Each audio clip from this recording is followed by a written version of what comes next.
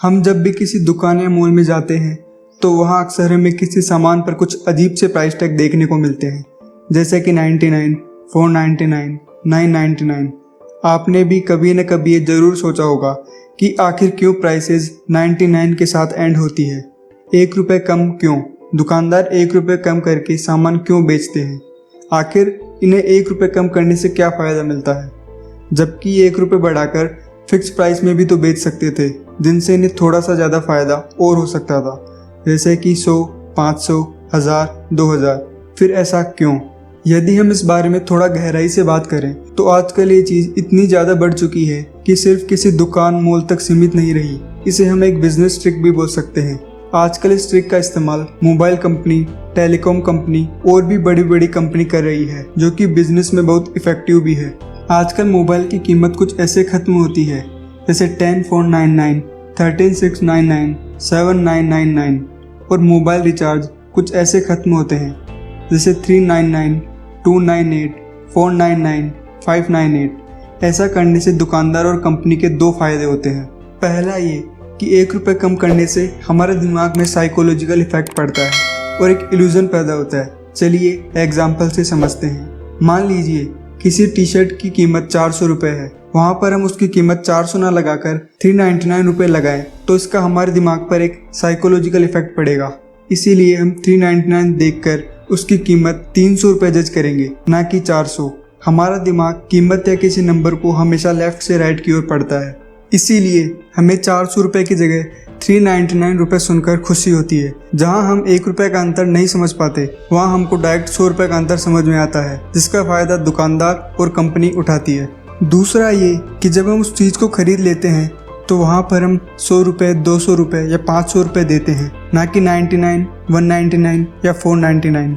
वहाँ 80 से 90% लोग उनसे 1 रुपये नहीं लेते, क्योंकि उस समय उन्हें लगता है कि इससे लेने से उनकी वैल्यू डाउन हो रही है और लोग उन्हें देख रहे हैं कि ये 1 रुपये चेंज ले रहा है, जो कि ब्लैक मनी को बढ़ावा देना होता है। चलिए इसे एक एग्जाम्पल से समझते हैं। मान लीजिए कोई बड़ी कंपनी या मॉल है जिसके पूरे भारत के अंदर 400 ब्रांच है और एवरेज 400 लोग डेली उस ब्रांच के अंदर आते हैं। उनमें से 350 लोग अपने 1 रुपये नहीं लेते। इसका मतलब एक ब्रांच से 350 रुपये आ गए। यदि पूरे 400 ब्रांच की बात करें तो डेली का 1,40,000 रुपये बनता है, और अगर पूरे महीने की बात करें तो 42 लाख रुपये यानी 42 लाख रुपये बनते हैं। इसका मतलब है कि सिर्फ आपके एक रुपये छोड़ने से कंपनी और दुकानदार के पास 42 लाख रुपये पर मंथ ब्लैक मनी तैयार हो जाती है, क्योंकि ना उस पैसे की कहीं एंट्री हुई है और न ही उन्हें उस पैसे का टैक्स भरना है। ये आपका हक होता है। यदि आप भी ऐसा करते हैं तो आप ज़रूर उनसे 1 रुपये लें। यदि आप ऐसा सोच रहे हैं कि आखिर आप उस 1 रुपये का क्या करेंगे, मैं आपको बताता हूँ। आप वो 1 रुपये किसी ज़रूरतमंद को दे सकते हैं, और भी बहुत काम आप 1 रुपये से कर सकते हैं।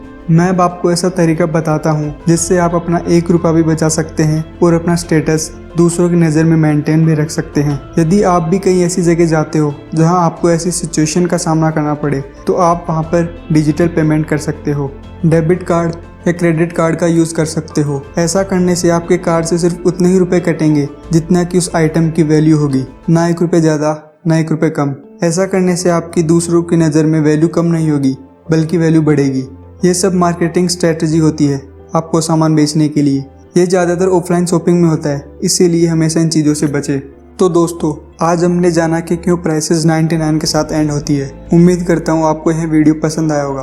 अगर आपको यह वीडियो पसंद आया तो इस वीडियो को लाइक करें और अपने दोस्तों और परिवार वालों के साथ शेयर ज़रूर करें। आप हमें कमेंट करके ज़रूर बताएं कि इस डिजिटल इंडिया में आप डिजिटल पेमेंट करेंगे, और अगर कभी ऐसी सिचुएशन आए जिसमें आपको 1 रुपये वापस लेना हो तो शर्माएंगे नहीं। अगर हमारे लिए कोई सजेशन हो या वीडियो के रिगार्डिंग कोई क्वेश्चन हो तो आप हमें कमेंट सेक्शन में ज़रूर बताएं। जल्दी मिलेंगे एक नई वीडियो के साथ।